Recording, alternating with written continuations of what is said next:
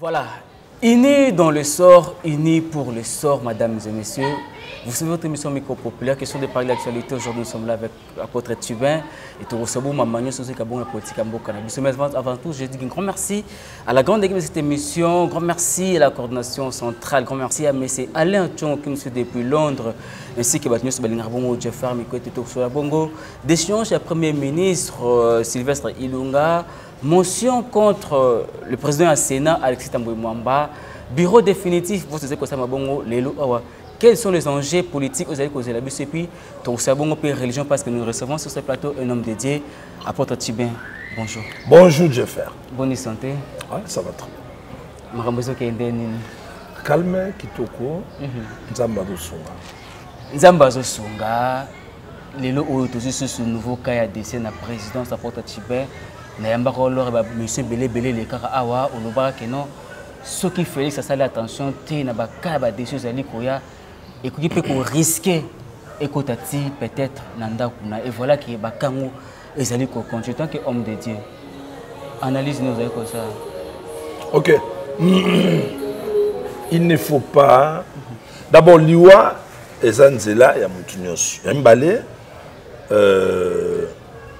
pourquoi quand il y a la mort tout autour il y a président, il faut kakaeza. Au moins très mambali wangu yumele. C'est que moi pene la nana est ma bé. Mais oyeye ça peut être normal. Bah mais ça qui peut être tant on doit remarquer trop après 2 semaines ou après 2 semaines tant on doit lobel en trop na ba mettre après. Alors, le roi va payer Misaki, c'est il faut que ce soit landana. Pour te battre, il va payer Misaki.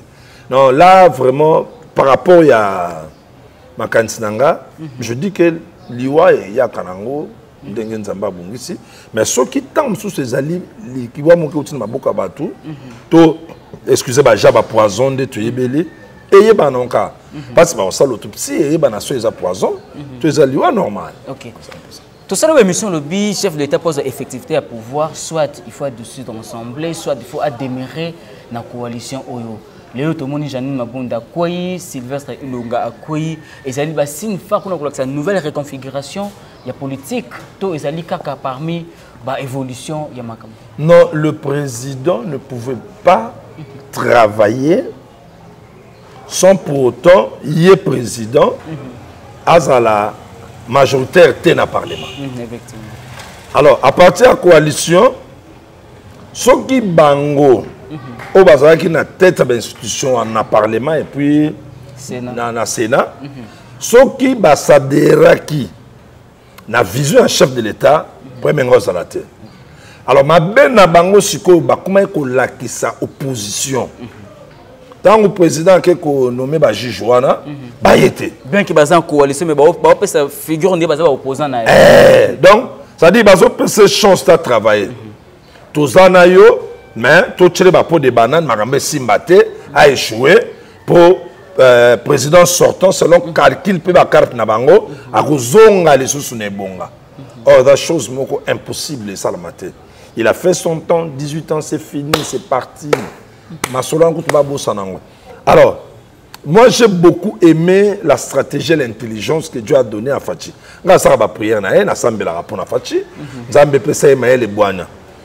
Il a commencé d'abord pendant ces 2 ans de respecter cette coalition. Traiter de tous les noms, marionnettes. Oh, marionnettes,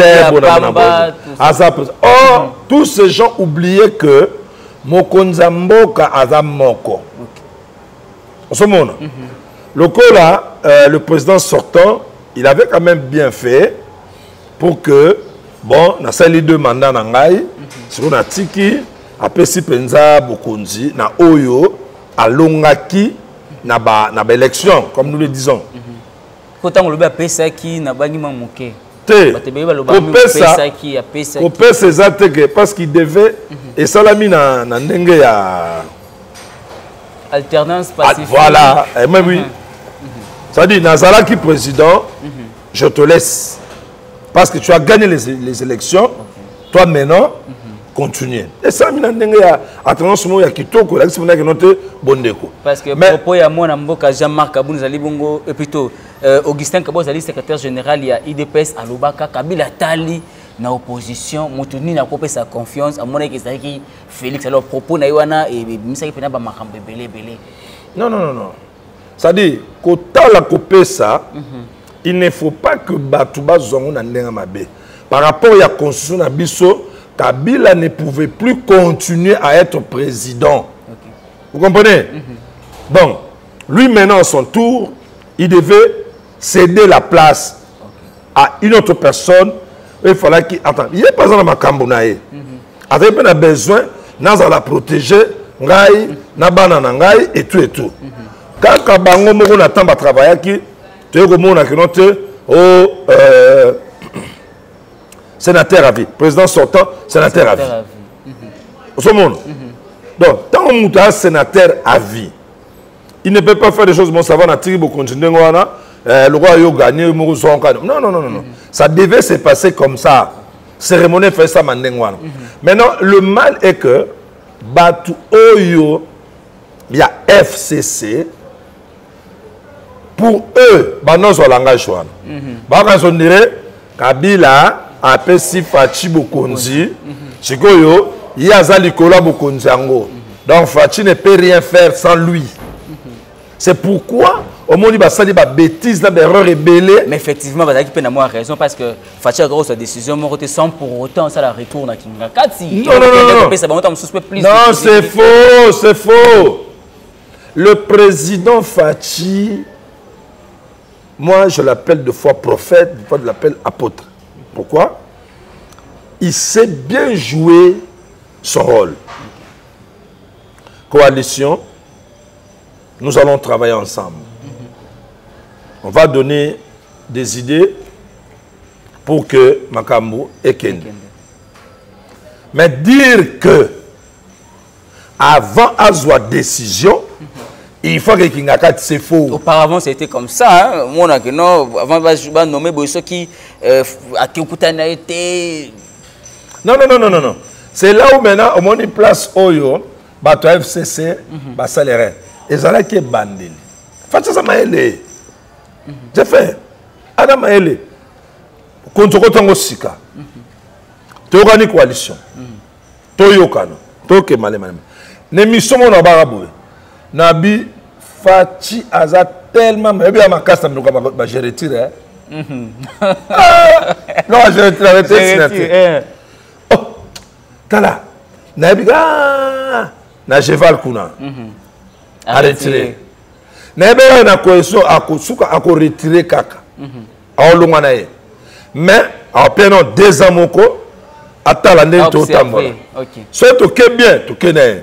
Mais ce qui a croque à jambe, surtout. Moi, je peux dire ceci, par rapport à M. Kabila, j'ai l'impression, ça c'est moi, j'ai l'impression que bateau battu M. Kabila n'a pas erreur et belé. Et ça, adepte, colite, tous ces gens de la FCC là, ils ont posé d'autres actes sans pour autant qu'il y ait Mouraïba. Mais si Batongo Kakawana de Baïsus n'a qu'à union sacrée, on ne craint pas que le bébé a payé sous Félix n'a qu'à erreur. Quand on est Simbate, Baza majoritaire, Yoka. Baza majoritaire. Comment on va se bélir dans la union sacrée? L'union sacrée, il y a 391 députés. Là, c'est celle qui base à la majorité. Ils ont payé une grande partie composante. Il y a FCC. Bateau qui bâtit Kabila n'a qu'à erreur. Si on bâtit Kabila n'a erreur. Qui te dit qu'il faut bâtir Fachi na erreur? Alors c'est que Fachi a maëli makasi soit sage que les Kabila. Oh oui bien on te et ça bon banaka les ça bon banaka. Oh tala. Donc bini banaka la Kabila Fachi azana maëli na sagesse ya makasi ya ko diriger koleka Kabila. Je le dis avec beaucoup de certitude parce que toke na histoire. Na histoire ya Kabila. Papa, Abandara Awa, Kabila le père. Opposition, Mobuta Tché Soukouma, Apakati Aokoumane Moutaba Diamant. Trafiquant ba diamant, après Aegoya. Mindele Batali, Mna n'a résister Mouto pas.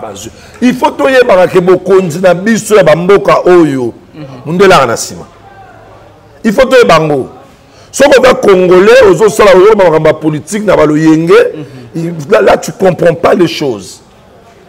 Jeffer, Moutouako Sayote, totalement bien. Kabila le père est mort. Qui avait voté Kabila le fils?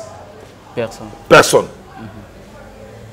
Mais les Occidentaux, Bamindele, ils nous ont imposé Kabila. Donc, parlons de Kabila, c'est une volonté des Occidentaux. Ils nous ont voté Kabila. Alors, Félix ne va voter qui hein? Félix va voter qui? Tu votes qui Félix? Attends, est-ce que Kabila a comme qui président Namboka, tout jeune? C'est passé comment? Papa est mort, il n'a pas fini son mandat, on a pris le fils, on a mis le fils. Après, il y a des élections. Ah, attends, est-ce que la constitution est mise sur le bon? Non, non, au moins, dans un sabat de l'homme congolais à l'élo, alors congolais à l'obité. Attends, après cet exemple, je ne le souhaite pas parce qu'il est ça la maté.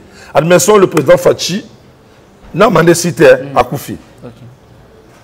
Qui ça pendant à l'élo. Es-tu sûr que moi, nana mobile bâché président Boko? Et Simbi? Ah, t'es Simbate. Mais vu que dans le Congo, l'histoire politique ne fait que se répéter, qu'il peut au Salema. Non. Non. Au moni, ne place au monde à soulèvement. Ok. Ne place au monde à pression de gauche. Parce que, et bon, n'a bien, Bakatumbi Bazawan. Babemba Bazawan. Martin Fayoul. Les voyants. Banane. Ouais, écoute, Jean-Marc Kaboun. Jean-Marc Kaboun. Batouana Nyonso. Franck Diongo. Batouana Nyonso. Pas le président n'est plus là. Comme j'ai dit, je prends un exemple. Babazu, moi nanaï. Batchewana. Non, non. Non, non. Et ça m'a été. C'est que moi j'ai compris, la Constitution a tout prévu. Bilono 64. Tu es au Poussana. Tu comme ce qu'on étape, il y a le président Kabila. Du néant, sans préparation, je dirais même sans ambition. Politique. Président. Mais, le président Fachi, l'unique et le seul président Oyo, a collé dans la politique. A souffert dans la politique. Tant que nous chassons, on a peur, on a Kemboka. Avant de ce que on a Fufuna Ndakala. Père a expliqué na Chiluba. Mon net, est boya. Ah, on a ma gamme pour Ubuto yo, Ubuto yo. On a moi la femme. Ah, depuis on a tout la kill pédamètre, boire misko yo, dans le village. Il était à tout moment à côté de son père. Et son père lui disait des choses, lui préparait. Il comprenait qu'est-ce qui se passe dans Mboka. Et qu'est-ce qui viendra dans Mboka. Parce que son père, c'est un grand leader, un grand politicien, véritable opposant. Moko ya Mboko banda Mboka ezala. Apôtre Tibin, il faut voir que nos politique de combat, nos politique de gestion.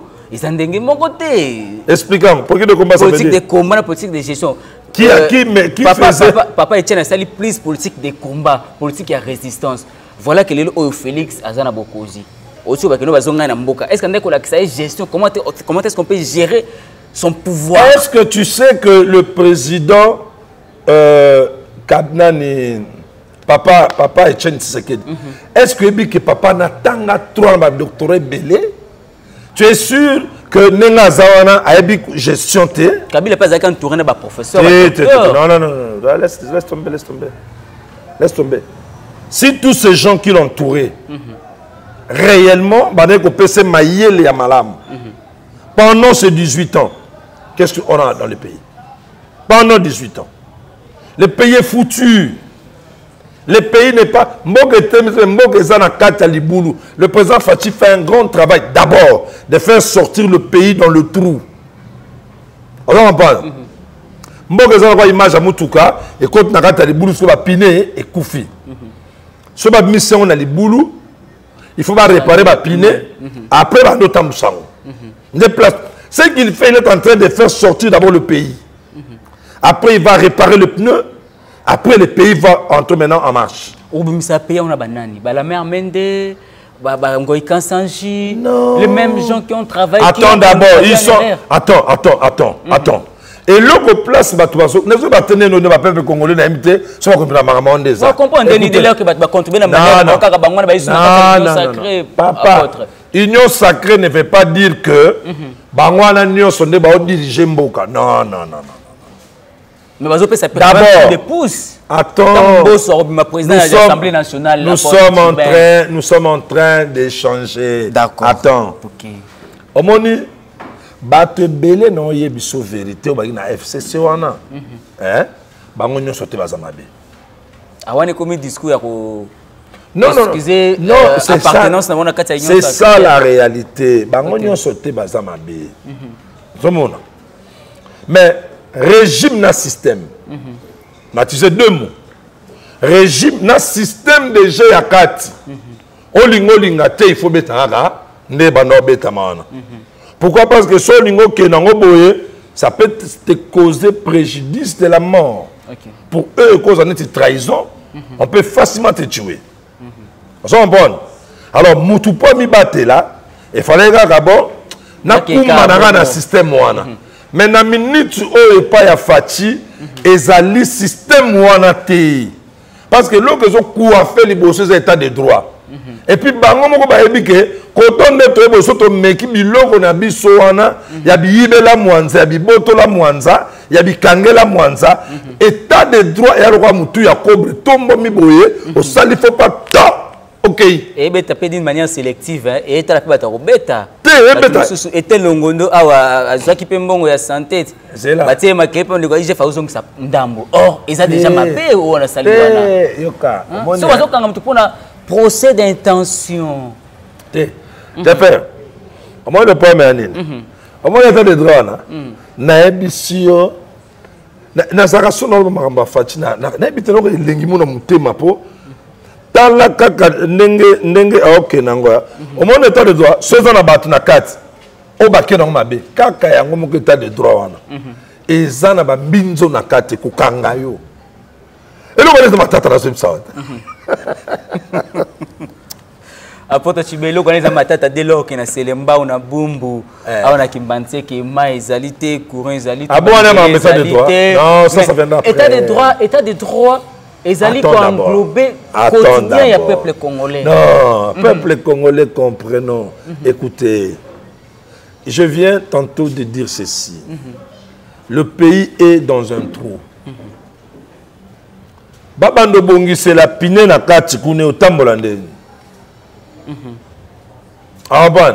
On a biloka mike ba mai biloka mike. On a ba pneu. Il faut mutuke bimanano. Na libulu. Ko bimisa mutuka na libulu ya o makambo esa ba pa du peuple wana. Il faut d'abord président parlement premier vice-président tout biloko wana evanda. Après musala et band. So tant musala ko banda ndo moni na bien yo bosani IDPS ezalaka union de nini Union pour la démocratie et les progrès sociaux. Mais c'est ça. C'est là. C'est socialiste. Socialiste. Moi je ne fais que poser des questions. Est-ce que tu mis ce logo? Moi je ne fais que poser des questions. Mais non, tu ne m'as pas posé des questions, tu m'as arraché la parole. IDP c'est là qu'ici Union pour la démocratie et les progrès sociaux. Mais Yokat, pourquoi je dis ça?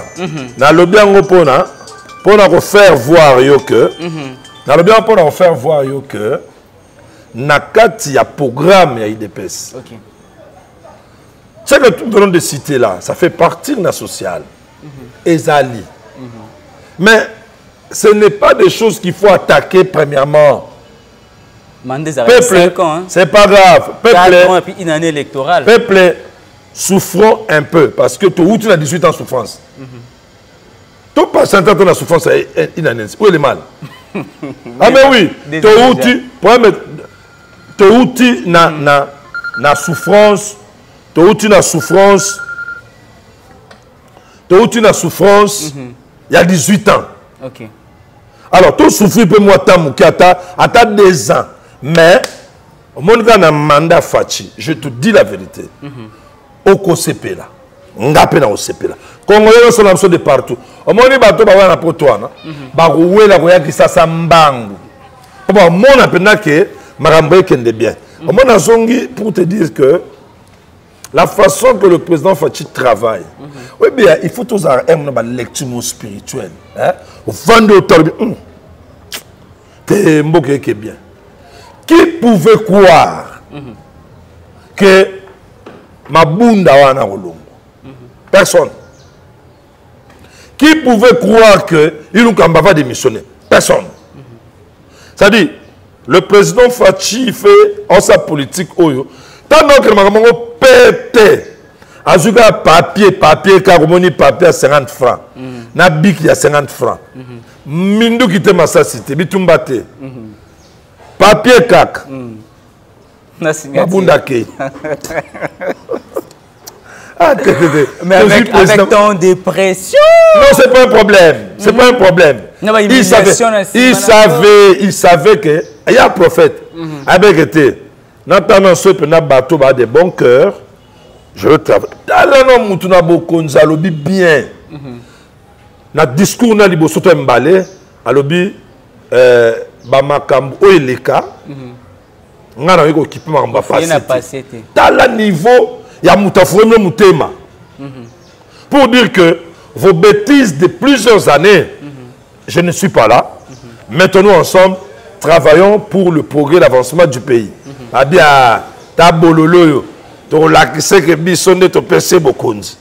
Tu vois? C'est quoi? À comment on a que Bokonze ou te pas Nzambe, na peuple. Comprends? Dieu d'abord et puis le peuple. Je ne fais que poser des questions. Le pouvoir de président Fachi vient de Dieu et du peuple. Hein? Alors, pour le peuple, l'ingé makas. Peuple. Tous les peuples au monde sont derrière. Mais est-ce qu'en 2023, il n'y aura pas d'excuses hein, parce que Kabila n'est plus aux affaires? Excusez-moi. Que non, si on n'a pas pu réussir, c'est parce que Bandeko FCC. On ne parle plus de FCC. Actuellement, nous parlons d'union sacrée. Ce qui est le haut qui pas bon train, en 2023, il n'y aura pas d'excuses dans le FCC ni Kabila. Moi, je te dis, en 2023, d'abord, par rapport à la lecture, à travail, je ne suis pas sûr que en 2023, l'élection est là. Je ne crois pas. L'élection est là. Tu es athée. Pourquoi? Et qu'on pousse en apo, au moins 2 ans. Tout sonne bien. Tout ce roi Banambo Kapenza. Jusque-là, le président Fachi n'a pas travaillé. Ah, ça nini parce que Migope zo kinditi. Kasi yo kate. Au moins une coalition, ezaki na ba piège nassé. Ezaki na bati ba mine. Aniata abeta kanu akufa. Moni, sikoyo azolongola ba mine. Pour tambola bien. Ah, papa, na bale kutu, temps additionnel là. C'est que sur l'élection, ça a été un temps additionnel. Temps additionnel, il y a 3 ans. Ah, donc il y a une qui ont fait que c'est répété. Pas Kabila peut être glissé. Mais oui, les man. Pour mettre. Pour nani bango il faut pas ça là, on y est pas ça là. Pour na discours na ba que non arosa la makamuneti bangote. C'est il y a est-ce que on a des problèmes. Soit pour 3 ans. Mais ce que c'est ça là. Mais non. Pour si toi c'est ça. C'est ça nini. Et pour l'intérêt nani. Il y a biso tout. Na biso tout peuple. Tala. Jour il y a prestation en serment. Peuple Nicolas Nzete. Papa Lobaki. Les peuples d'abord. Et l'oko on est en akati na ye. Aye biango. Oh mon Dieu, aïe bien on a zoku mamoko, aïe bike, nana devoir moko il faut na, avant de déposer beaucoup nanga, il faut peuple tout entier base de satisfaction. Union sacrée comme partage à gâteau, hein, partage à pouvoir. Tout le monde m'a ramené au Bima, ah Moïse Katumba failli quitter l'Union sacrée, Jean-Pierre Bemba également, et comme partage à gâteau, t'as qu'à point lourd, il faut. Mais expliquez le mot. Dès lors que Moïse Katumba a préparé 2023, ce que l'élection est là, Jean-Pierre Bemba également a préparé 2023. Bon, on a personne qui va postuler. Il y a un Jean-Pierre Bemba postulé. Donc Martin Fayoulou.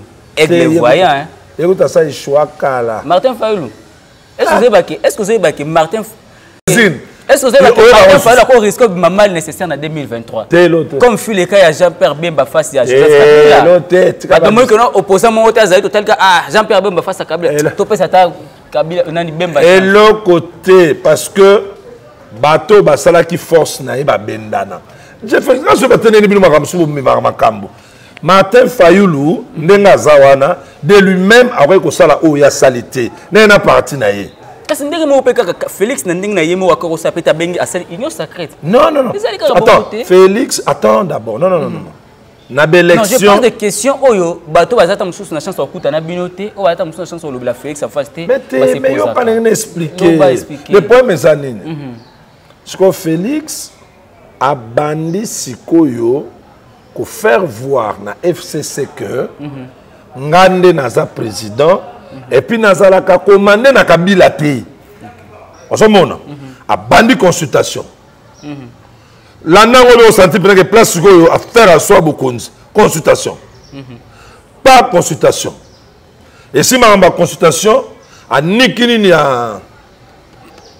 a te ino sakete avant ino saké na parlement. Il y a une prestation de serment à juge. On est qui avant. Oh, il fallait à ça non, à ça la congrès. À ça contrôle na parlement pour nous banini. Na discours abeta qui il fallait que ça et tout les autres qui mangaient. Ah, discours président. Congrès, il fallait un congrès. Il fallait nommer informateur. Informateur. On m'a dit non ça. La nango bi au monde a bandina nous. Consultation. Discours et renommé informateur. Pas union sacrée. C'est-à-dire, moni bato FCC de Bayoana. Et la Kissiboui, peuple congolais, bon, de partout. Et la Kissiboui, ils ont compris et confirment que le pouvoir est entre les mains du président Fachi. Il n'y aura pas de coups bas. Est-ce que Kuba a été dès lors que Kabila Zananou, jusque-là, Kabila n'est pas mort, Kabila n'est pas emprisonné non plus. Est-ce qu'il n'y aura pas de coups bas? Parce que les grands Kabilistes ont constitué le lot aux forces à l'Union sacrée. Il n'y aura pas de coups bas dans l'Union sacrée. Parce que la majorité, comme on a belé à Porte Tibet, ils allez belé. Tout le monde qui a un cas pour ça, j'anime ma bunda. Et c'est une question de signature, c'est question il y a masse de choses comme on a beauté, c'est qu'on a parlé, mais c'est une des signatures. Écoutez, au moins, ils ont un solo ya mboka nde beta maka. Papa Luamba Azab. Bena Luamba. Azab en Belgique. Azab en Belgique. Yo premier en Belgique. Akenda qui la Belgique nanan. Akenda na Félix. Ouais, il faudra que certains c'est connu, ce que tu dis c'est connu. Oui, oui. Et l'ingolo banine. Oui, bien que tango avant Fachi Azobokonzi. C'était connu que c'est un kabiliste. Oui. Au moins, il y a des kabilistes. C'est important. Tous les images à ma BT. Vous comprenez? Tous les images à ma BT. Les loyaux. Il fallait que Tchana Mboke Tambola. Mais le système qui était sur le terrain, ça ne pouvait pas marcher. Boutique à Bangobaya Basala. Ce qui n'est pas sali Mabé. Pourquoi nous avons seulement la pensée que Sara Mabé? Pourquoi? Baba qui a Biboira. Non. Qui a Biboira, porte tout ça. État de droit. La politique, c'est plus j'ai d'intérêt. Place à mon intérêt, c'est place à c'est là. Au moins, tout ça, analyse moko intellectuelle. Le président, est-ce que Fachi a eu battu dans le Gabiso? Je fais aïe bango bien. Tika bango baya basala. Total là, makambounion ceci là, total ambo. Il faut quand même de fois donner la chance na batu. Batu comme sous-zone na mettre fois. Le système sur le terrain, c'est compliqué. Peut-être moyen va mettre ma valeur na bango pour l'intérêt du peuple exacté. Total sala nanu totika basa parce que biloko te avanda muna wana biloko bana mike tozung samboka sima le président sait eba capacité ya batu yo resi bana ba fungoli pe certaines vérités car batu wana ngakati apôtre Tchibin Janine Mabunda kwei premier ministre Sylvain Selonga kwei tout le monde déjà a président en cour de cassation ba côté déjà lettre na Sénat pour la immunité parlementaire il y a Alexis Tamboulmamba pour bakangaye na dossier détournement 9 millions de dollars aux qui pour la misale fakisema na Sénat. L'ère de la nouvelle réconfiguration to ezali kopesa nzela moko ko sala ba réforme tant qu'on a élection. J'ai pas compris la question. Koko ya Janine Mabunda. Oui. Koko ya premier ministre. Motion de censure déjà ezali o bazali ko singa balongola immunité parlementaire Alexis Tamboulmamba na Sénat. Soki batu nyonso wana bakwe ekozani pona ko sala réforme.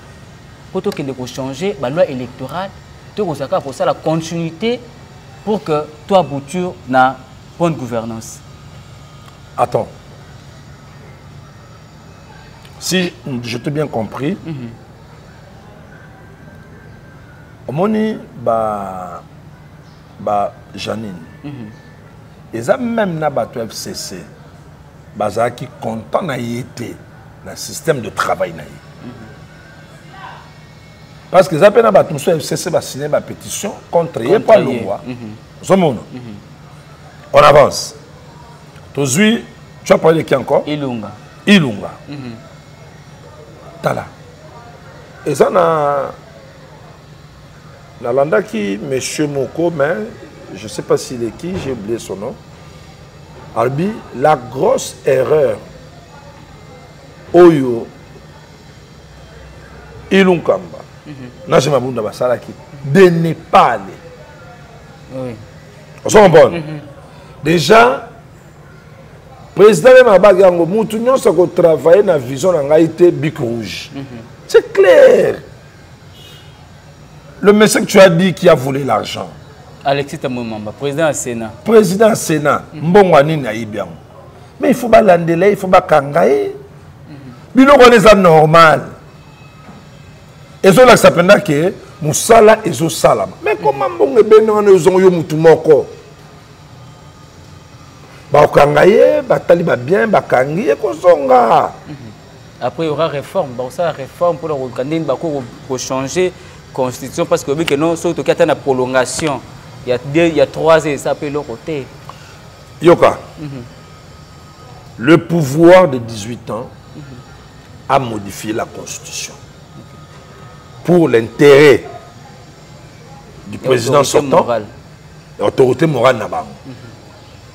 Pour moi, constitution Oyo Fatia Kouchouana, Baotala, place pour baksa linzaka bako sala ngo papa mutarobo yango azate ata to lobby awa tu sais près moroboé mboke ningana ke Kabila linga changer constitution a changer constitution biso na sonde basil se batira git yango est continue donc babilo ko les babilo monet sondire c'est pas intéressant pour moi je dis c'est pas intéressant parce que quand ça va se faire parlons ou pas ça va se faire. Et ça va rester pour leur intérêt. Moi, je pense que et logo barolo va modifier wana na limite et cause à la pour la nuisance il y a peuple. Papa nanga. Si ça ne sera pas pour nuire le peuple, mais tout ça nous est. Ce ba tchebilo mona ko so ndenga zawana jeune tout dépasser 30 ans, so za pa na bino, il faut pas kango de musaki soda au moins notre hôtel. Tolo la paresse. On va comprendre. Mais ce que si ça nuit pas le peuple. Mais attends. Par exemple, on va revoir le loi wana que nous sommes à longue président comme sénateur à vie. Il faut revoir le loi wana. Va revoir le loi électorale que non pour ma député il faut en avoir 6 électoral il faut revoir Attends. Omoni côté il y a sénateur à vie batika pour cap Fati sera longue de azalana. Simbangote. Ah bah Simbangote. Donc Fati pas comme sénateur. Il y a comme sénateur à vie bien natika. Quand il y a et ça le soyo il faut nous dire que mon place ce qui président sortant a dirigé Mboka Kitoko. Yes, Koyo, a salaire pour le cas. Premier président sortant. Ça, c'est la terre à vie. Voilà, merci beaucoup. Nous sommes arrivés pratiquement à la fin. Et puisque tu as vu la qualité d'analyse politique pour Moussa Nzambe, on peut dire que l'Église a failli à sa mission. L'Église a failli à sa mission. Tout le monde a une déclaration, une sortie médiatique na Buno. Basela Nzambe. Honorer sous Nzambe te. Netini nanani. Toyokai awa moko alobaki keno. Moko nani. Il a dit pas kombo te. Il est qui d'abord? Moussa Nzambe ka neti. Kombo ni nani? Marcelo alobi keno. Église catholique eza salle d'attente ali felo et puis alobaki sous keno. Soko ozo passer rapport na moi sinayo na ndenge ya liboso ekoki bien te. Bimana ata na ndenge ya sima. C'est le pasteur Marcelo qui a dit ça. Alobaki on a média. Ba déclaration de Denis Lessi. Ils ont honoré Nzambe. L'Église a failli à sa mission. Non. Ces deux messieurs ne représentent pas l'Église. Ces deux messieurs, ce sont des serviteurs de Dieu. Mais, dans l'Église, nous sommes dans de partout.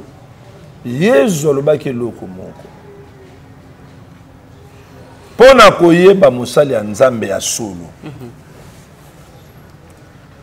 C'est facile. Tokoyeba nzete na mbuma nango. Nous tous, nous sortons de l'église, la majorité. Nous sommes des sortants de l'église catholique. J'ai toujours dit dans beaucoup des émissions précédentes que l'église catholique, tout ce qui se passe là-bas, ce n'est pas mauvais. Ce n'est pas tout qui est mauvais. Amoni, tant babimi, comme a toujours quelqu'un qui bimi sa côté, outi mané. Mais moi je le dis tout haut. Dans nos églises dites de réveil, c'est la première église Oyo, Tozana Mamana désordre. On a donné la Bible à n'importe qui. Moutouata Tanga n'a été. Un pasteur. Azo ta formation comme pasteur. Ayebi a ticté un pasteur. Ata déontologie moko ya muke. Au nom de Molimo et avec ce Molimo, je ne sais pas si c'est le Molimo de Dieu ou bien si c'est le Molimo de Satan, hein, on fait beaucoup d'erreurs et bêtises. Voilà pourquoi, par manque de formation et balo yenge ya Molimo, Ndomoni Babi Lobela Oyo, c'est deux frères que tu as cités le nom, frère Denis et Marcelo. Attends. Marambote Zebele. Entre guillemets, tu fais ton travail, ça évolue selon toi. Continuez. Et là, nous sommes dans l'église catholique pour le baquet, et ça, salle d'attente. Comment tu peux dire ça? Mouyibi Oyo Azalaki na croix na Christ. Hein? Mouyibi wana. Vine mobimba, ça on a ki mouyibi. Vine mobimba. Akufi na ki mouyibi. Amatina croix na ki mouyibi. Mais dans la dernière mi-temps, Jésus a dit aujourd'hui, je serai avec toi au paradis.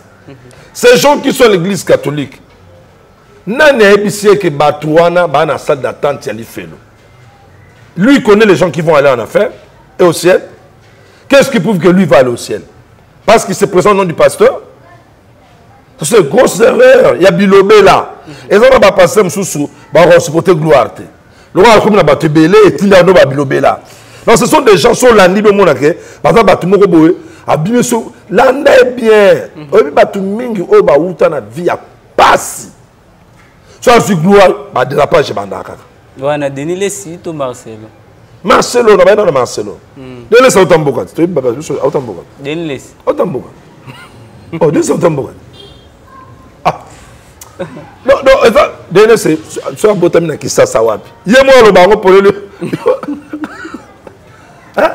Non, ça dit, ça va bien. Tant qu'on a un ballon, comment toi, un pasteur, tu prêches, Tu dis que Sozo Banamwa sont dans les bossos. La sodomie, donc, Hein? vous êtes contre la sodomie pour les mariés, vous êtes contre.